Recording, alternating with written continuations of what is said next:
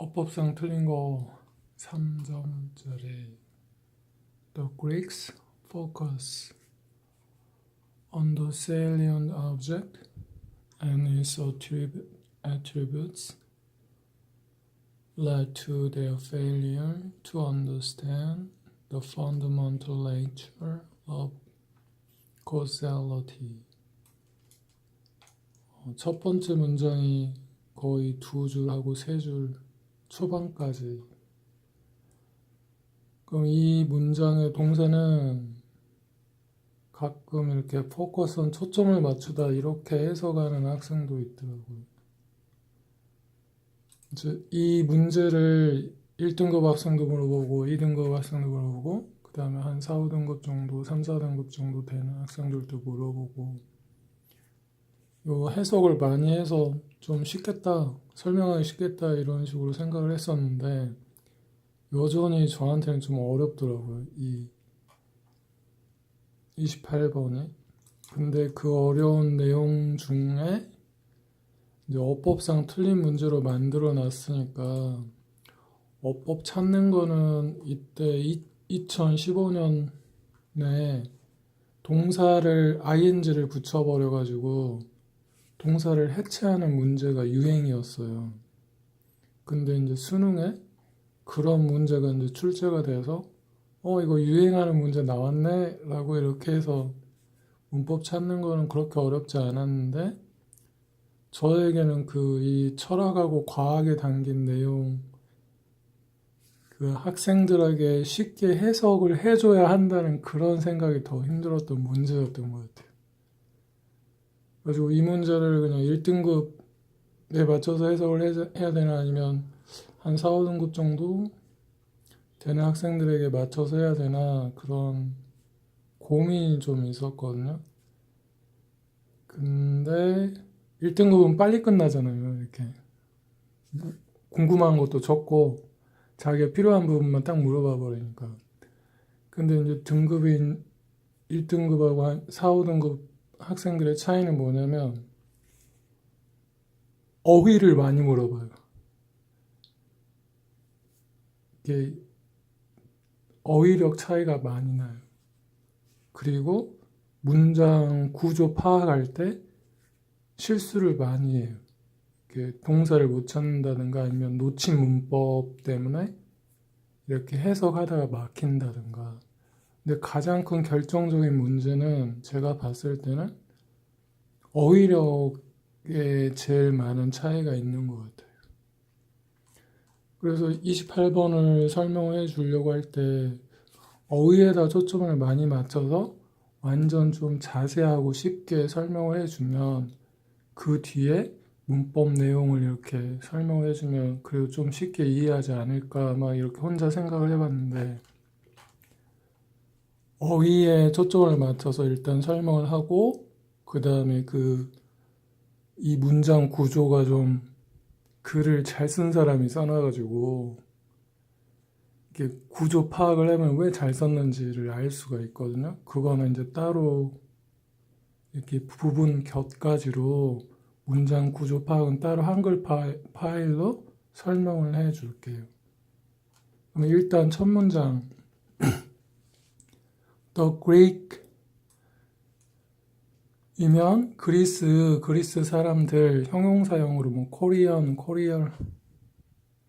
뭐 한국어 한국 사람들 그런 거하고 똑같으니까 The Greek이 그리스어냐 아니면 그리스 사람들이냐 이렇게 해석을 할 수가 있는데 S를 이렇게 다행히 딱 붙여줬어요. 그럼 그리스 사람들 이런 식으로 해석하면 되겠죠. 근데 여기 어파스트로피를 딱 붙여놓은 거 보니까 그리스 사람들을 하고 소유격을 만들었잖아요. 그러니까 포커스가 동사로 쓰인 게 아니에요. 여기에서는 focus on 그럼 자동사로 뭐뭐에 대해서 초점을 맞추다 이렇게 해석을 하지만 여기에서는 그리스 사람들을 하고 소유격을 만들어 놨으니까 소유격 뒤에는 명사가 나오잖아요. 반드시. 그러니까 이제 포커스가 자동사 초점을 맞추다라는 뜻으로 쓰이는 게 아니라 초점, 또는 집중 이런 명사로 해석을 해야 돼요. 그런데 이 명사를 꾸미려고 명사 뒤에다가 on 전치사 쓰고 이 동사 앞에까지 명사를 이렇게 목적으로 취한 다음에 초점은 초점인데 뭐에 대한 초점인데 뭐에 대한 집중인데 하고 이제 뒤에서 형용사처럼 사용을 한 거죠. 그러니까 첫 번째 문장 주어 자체가 한 줄이에요. 이렇게 여기서부터 여기까지가 주어예요. 그 다음에 동사가 여기 read, read, read 가지고 이끌다, 어디로 향하게 하다 그런 뜻인데 LED 여기 lead가 동사예요. led to 이끌었다, 어디로. 그럼 이제 뒤에 포커스를 꾸며주는 이 형용사를 삭제를 하면 없다고 생각을 하면 그리스 사람들의 집중, 초점은 led to 어디로 이끌었다. Their failure 그리스 사람들의 실패로 이끌었다. 이 문장이에요. 그런데 이제 포커스를 꾸미려고 이만큼 형용사 구를 집어넣으니까 동사하고 진짜 포커스 주어하고는 좀 거리가 엄청 많이 떨어지게 된 거죠. 그럼 이 on 뒤에 형용사 이 꾸며주는 말도 장난 아니게 단어가 어려워요. On the salient object. salient? 이게 무슨 뜻인지 모르겠어요. 물론 알고 있지만 공부를 해놔서 알고 있지만 이제 독해를 했을 때 학생들 독해 이게 무슨 뜻이야 하면 당황한다고요. 이렇게 시험 특히 수능 시험에 그 다음에 뭐 그런데 이제 salient가 너무 어려우니까 다행히 여기 별표 땡땡 해놓고 salient 그리고 단어를 가르쳐 줬어요. 이건 고등학교 수준에 좀 넘는 것 같다. 학생들이 힘들어할 것 같다. 그러면 수능 영어에는 이렇게 가르쳐 줘요. 그래서 salient가 무슨 뜻으로 이렇게 가르쳐 줬냐면 현저한, 두드러진 이렇게 뜻을 친절하게 써줬어요. 그러면 이제 여기에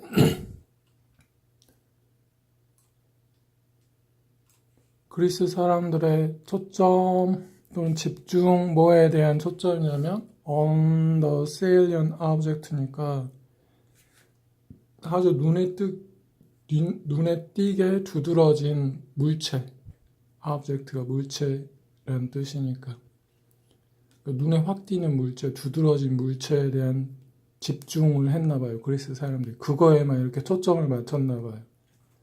그 다음에 그리고 is attributes 그럼 있으면 그것을 하고 소유격이잖아요. 근데 그것을 앞에 그것이 뭘 가리키냐면 그 물체를 가리키겠죠. object s가 없으니까 the object인데 형용사 salient를 써놔가지고 그 눈에 띄는 두드러지는 물체와 그것의 attribute니까 이거는 그 물체의 특성, 가지고 있는 속성. 근데 이게 동사로 쓰이면 attribute 해가지고 뭐뭇을 탓하다, 뭐뭐 책임으로 돌리다 이렇게도 쓰이는데 여기서는 is가 소유격이니까 여기서 소유격 뒤에는 명사가 나오니까 이거는 동사로 해석하지 말고 명사 속성, 특성으로 해석을 해야 되죠. 소유격 뒤에는 명사가 나와야 되니까. 첫 문장의 주어는 아까 led to 어디로 이끌었다라는 뜻이니까. 그러니까 그것의 속성들. 설명 들어도 어렵죠? 길게 설명할 수밖에 없는 문장이에요, 이 문장이. 그럼 이제 다시 해볼게요. 빠르게. 그리스 사람들의 집중은 집중인데 눈에 확 띄는 물체와 그 물체의 속성들에 대한 집중은 그리스 사람들의 실패로 이끌었다. 너무 물체에만 집중을 하고 그 물체의 특성에만 집중을 했던 그리스 사람들이 실패를 했대요. 실패로 이끌었다라는 뜻이니까. 실패는 실패인데 무슨 실패인데 하고 이제 투부정사가 이 failure 뒤에서 형용사 용법으로 이제 꾸미게 되는 거죠. 무슨 실패냐면 to understand, 이해하는 실패. 뭐를 이해하는 실패인데 the fundamental nature. 단어 어렵습니다. fundamental이라는 단어는 이게 재정적으로 쓰이기도 하고 기초적으로 쓰이면 합니다. 여기서는 fundamental nature니까 본질적인 근본적인 그런 뜻이고, 여기서 nature는 뭐 자연이라고 해석을 할 수도 있겠죠. 자연에 뭐 nature가 많이 있으니까. 근데 nature가 또 다른 뜻은 이렇게 천성적으로 가지고 있는 것, 천성이나 이제 본성, 그럴 때 네이처니까 여기서는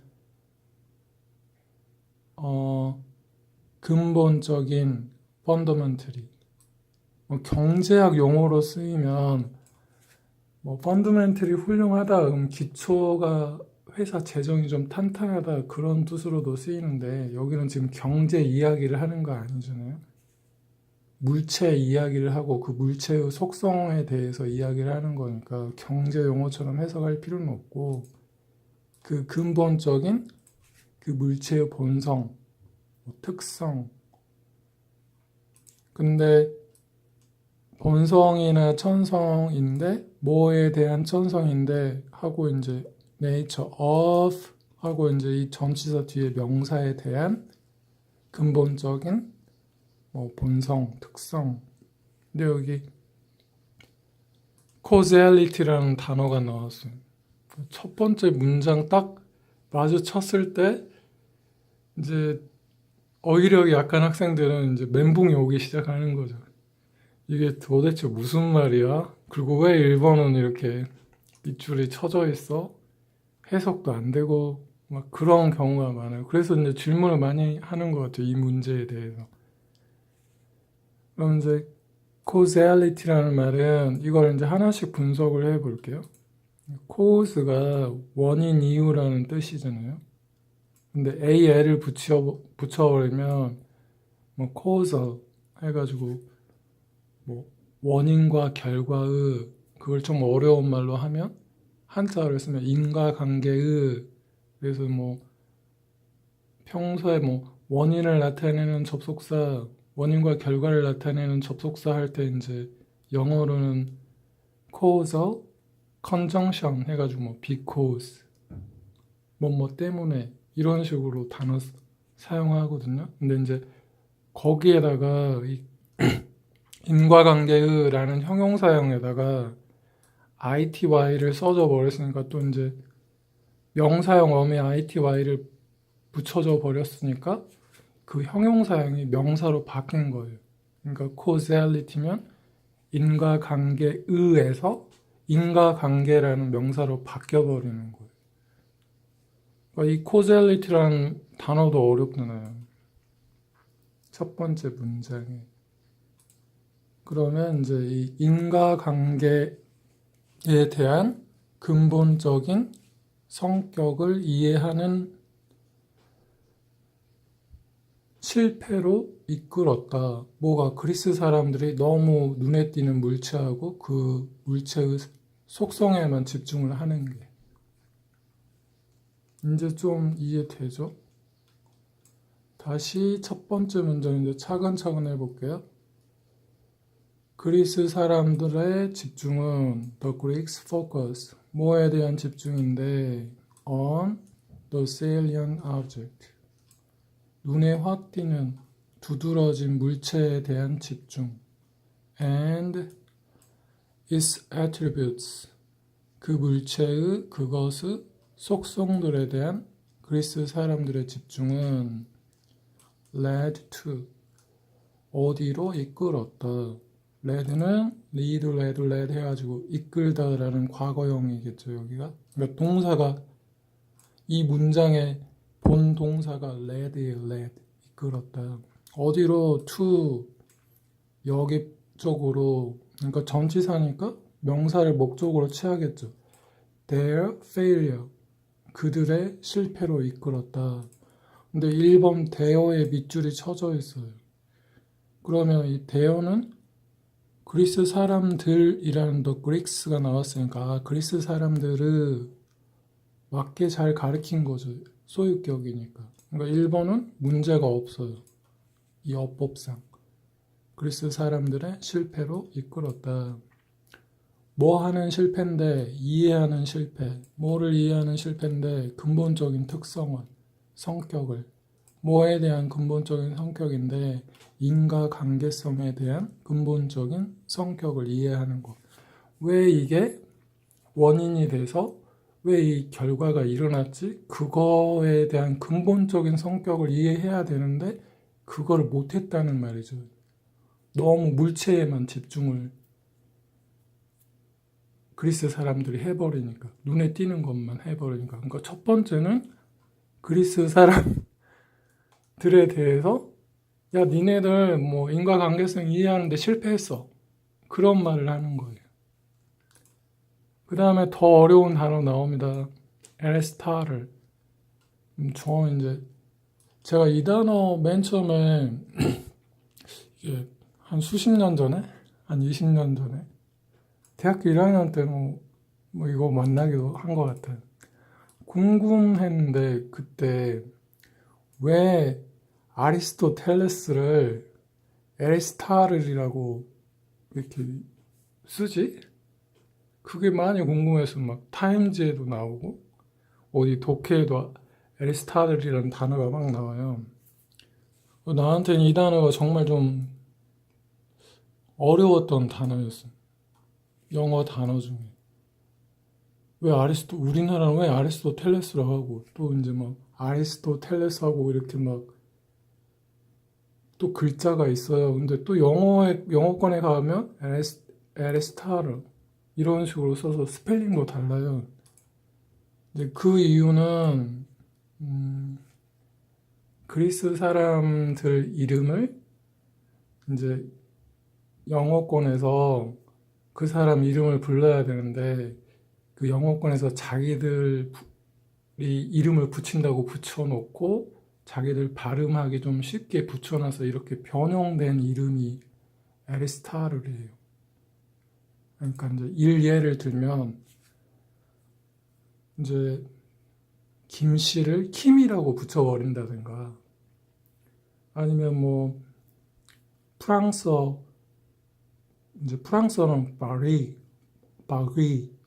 이렇게 바하고 알 사운드 위 이렇게 발음하는데 그 발음이 너무 흉내내기가 힘들어. 그러니까 이제 그 영어에서는 페리스 이런 식으로 발음을 붙여버리는 거죠.